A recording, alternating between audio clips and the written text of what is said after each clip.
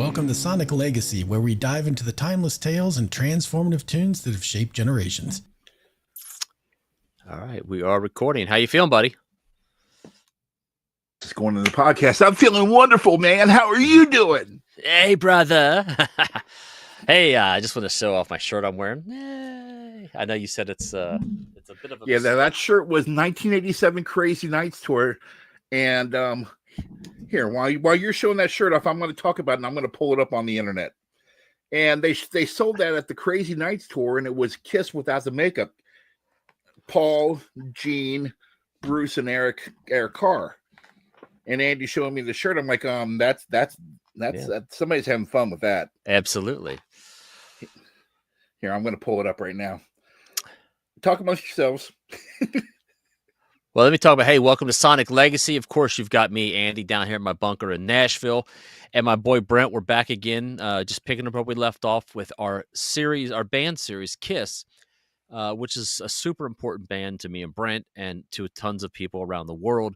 This is the series where we're just going through album by album, and we're up to Love Gun today. And we're going to talk about Love Gun, and we're going to be forced to pick our two tracks, our Sophie's Choice off of this album. There you go. If those of you are watching, it just disappeared. Yeah, I know. If you're watching, Brent is putting up to the screen the actual real version of the shirt I'm wearing. That's pretty cool. I've never noticed that. Yeah. So in the back of it is a black Chikara, I believe. Yeah. For those of you listening, this means nothing to you. This is where you'd skip ahead 15 seconds. So, Brent, let me talk about Love Gun for just a minute here, all right? And then we'll get into the thing. Kiss, Love Gun is the 6th studio album by Kiss, released June 17th, 1977. Casablanca Filmworks shipped 1 million copies of the album on this date. Certified Platinum, became the band's first top 5 album on Billboard 200. And the overview of this album. See, Love Gun is the first Kiss studio album to feature lead vocal performance from Ace, thus making it the first to feature lead vocal performances from all 4 band members. Before Love Gun was completed, a Gallup poll indicated that Kiss was the most popular band in the United States, beating Aerosmith, Led Zeppelin, and the Eagles. In our little world, they were the most popular band. It didn't even matter. And then another fantastic album cover, one of the greatest. This album cover was painted by fantasy artist Ken Kelly, who previously had contributed the album cover for 1976's Destroyer, which is just a masterpiece.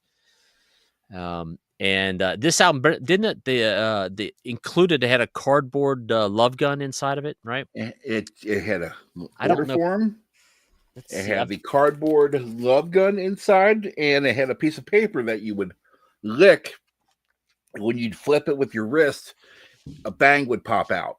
I never got the bang, so I didn't know till I was a teenager. So I'll show you here. I got a cutout version. I have 3 copies of this album, which I don't know why. I have a cutout. Pull out the sleeve.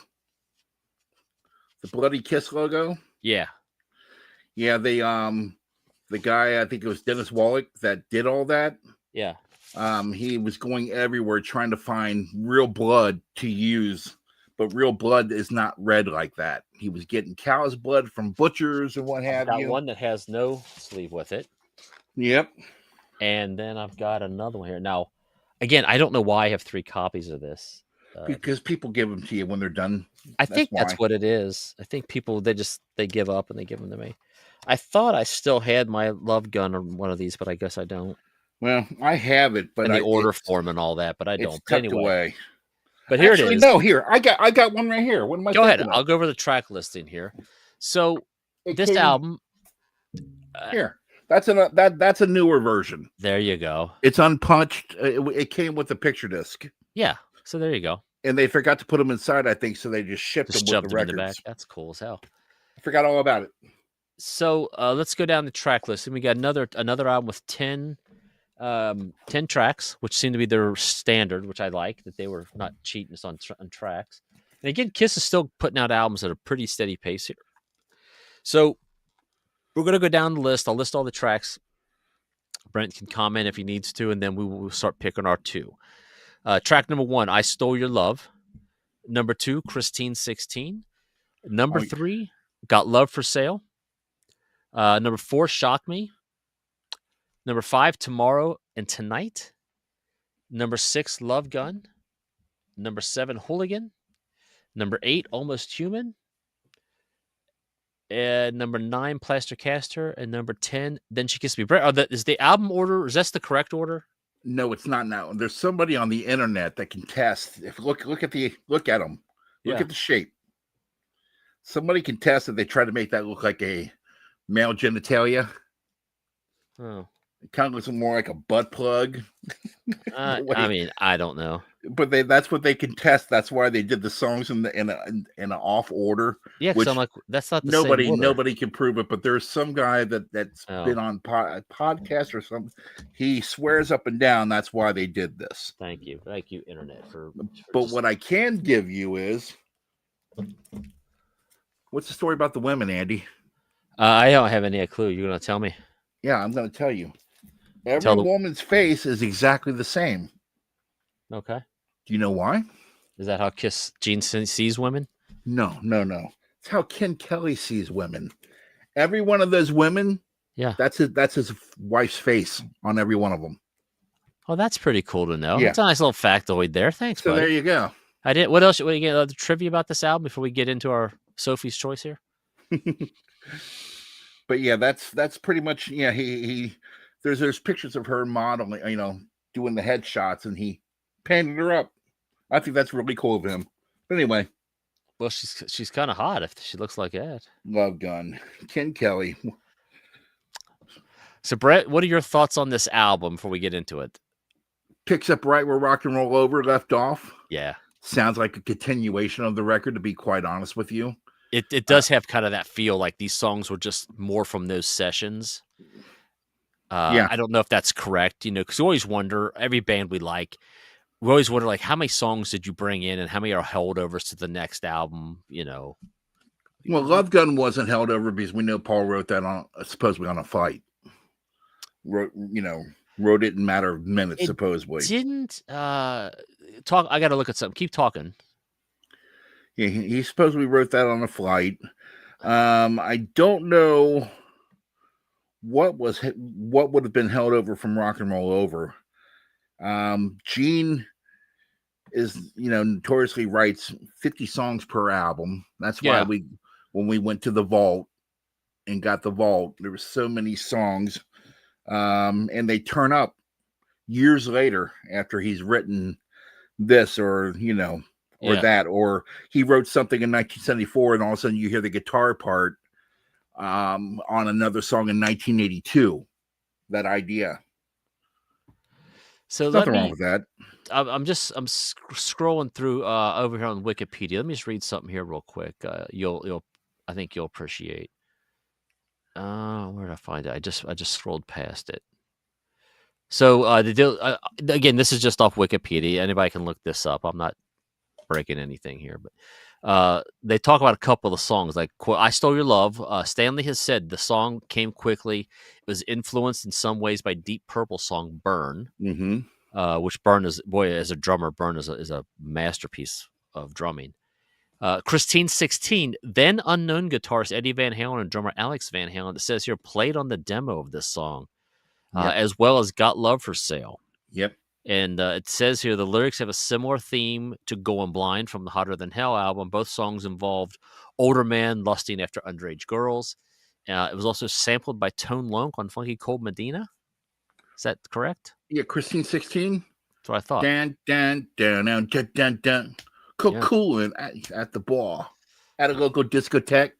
Yeah, that one part, dun, dun, dun, dun, is Christina or Christine 16. Nice. But I think the rest sounds like Hot Blooded.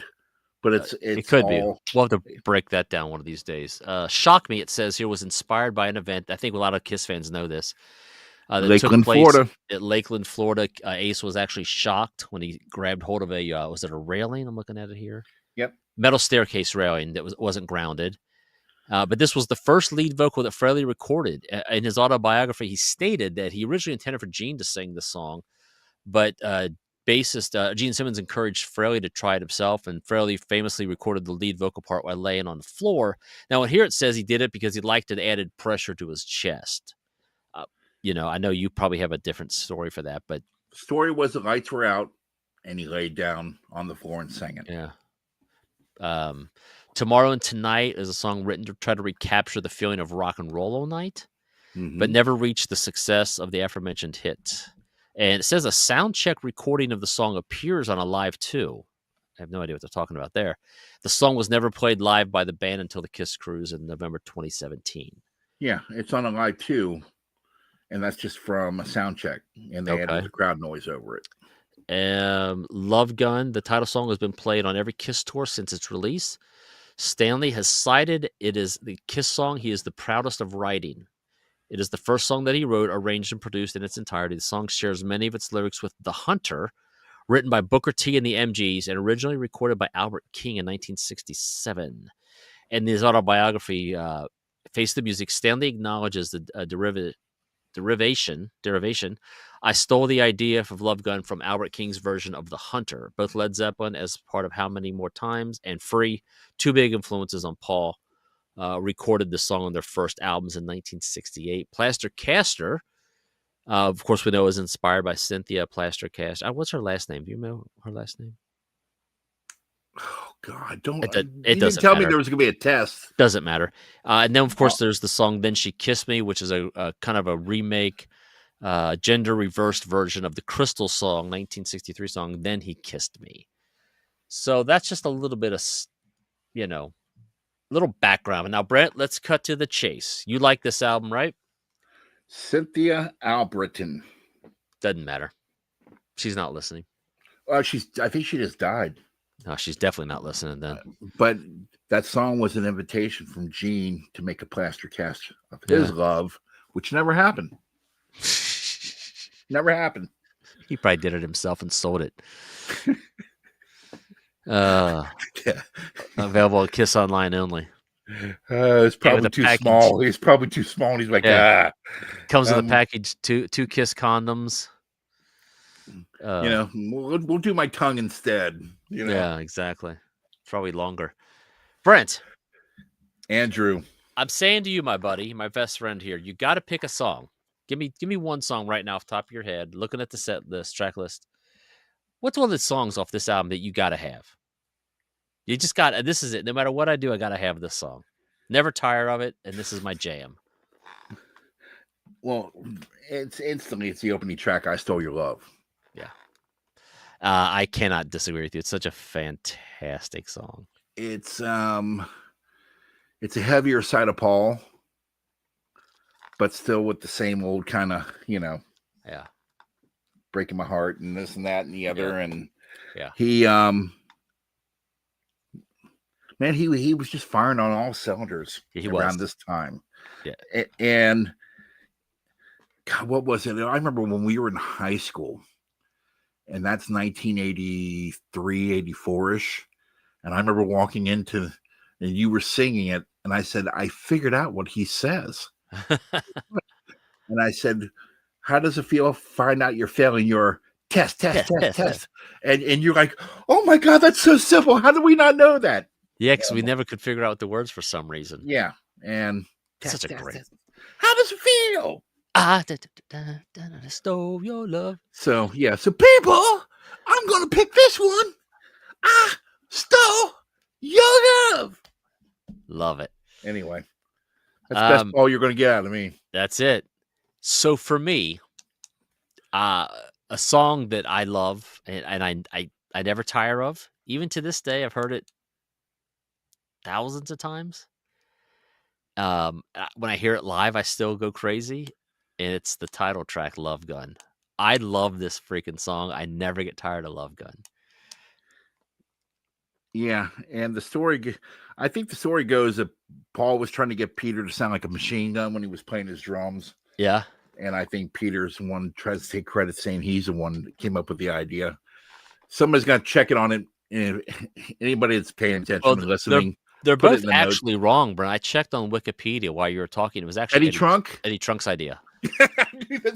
Eddie Trunk, back when he was 8 years old. Yeah, he would have been 8. Yeah. He knew a young Stanley Eisen at the time. Well, he knew Ace back then.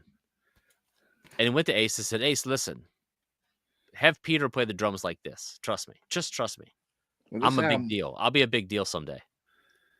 Or he rented Eddie Kramer and told Eddie Kramer to do it. Yeah. Oh God, Eddie Trunk. He was hanging out the what was it? Electric Lady Studios. Yeah. So Brent, what else? And he taught Jimi Hendrix how to play guitar too, probably. Yeah, he said, Jimmy, just you're struggling with the right-handed guitar. Just turn it over and play it left-handed. That's what you are, brother. He got him a job. Didn't Jimi Hendrix play with the Monkees or open for the Monkees? He opened for the Monkees, from my understanding. Yeah, I think Eddie Trunk was responsible for that. Yeah, he said, look, I know these guys, they're just monkeying around, but listen. Yeah. I think and why don't you and you know, being black isn't good enough. You should play left-handed. Yeah. You know. Be different. But we were talking about Kiss, weren't we? Kiss, Brent. What's another song you got to have? You got what's left over? You got Christine 16, got Love for Sale, Shock Me, Tomorrow and Tonight. It's the greatest song on the album. Hooligan, Almost Human, Plastic Esther, Then She Kissed Me. What say you? It's the greatest song on the album, period. Go for it. It's got to be Then She Kissed Me. Psych, just joking. I was like, let me write that down. I was going to lead with that, and I forgot to. I'm like, damn it, I forgot. There's a couple songs in this album that I could absolutely do without. Funny story about Then She Kissed Me. I didn't know it was a cover tune when I was a little kid. Yeah, I did. Did I tell you that on another episode? I don't think so. I was driving to my grandma's house with my grandma on her white Camaro. Nice. And Then He Kissed Me came on, and I couldn't believe these girls were singing this song. It's the same Kiss song. You know,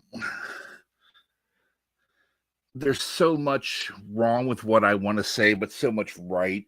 Yeah. Andy and I went to the Agora show of Gene Simmons' first solo show. And he did 2 songs off this album. He did Got Love for Sale, and he did Almost Human, and I lost my shit collectively. I don't think Andy even knew what the songs were. No. And I was absolutely going, because Got Love for Sale was one of my all-time favorite songs on this album. But I'd be remiss. I mean, I so bad want to say Got Love for Sale. You can. I know, but how do you pass up Shock Me? How do you can't? Well, I mean, we discussed anything that Ace has put his name on a Kiss record, and now he's singing it. It's instant. It's instant perfection to me. So pull the trigger of your love gun, Brent. What is it? It shocked me. Shock Me. It has to be. But Got Love for Sale is a solid number 3 for you. It's just one of those songs that should be more famous than what it is, for Kiss fans. Well, Brent, you know how often I always tell you you're wrong. Oh, but you're going to agree. Remember how I tell you that your opinion? You're like, it's my opinion. I'm like, yeah, but your opinion is wrong. Yeah, he hates the fact that I think Journey kind of sucks. But I'll tell you right here today and in public, Brent, on this one, you're so right. Shock Me is the undeniable. It is one of the best Ace songs. It's a fantastic song. I sing this song to myself so many times on a regular basis. I play the drum beat. This song is stuck in my head since we were kids. I've loved it since I was a kid, and I love it. And this is before I even knew who Ace Frehley really was as a writer or as a singer. I loved this song, and I can't tell you why I loved it. It just hits me perfectly.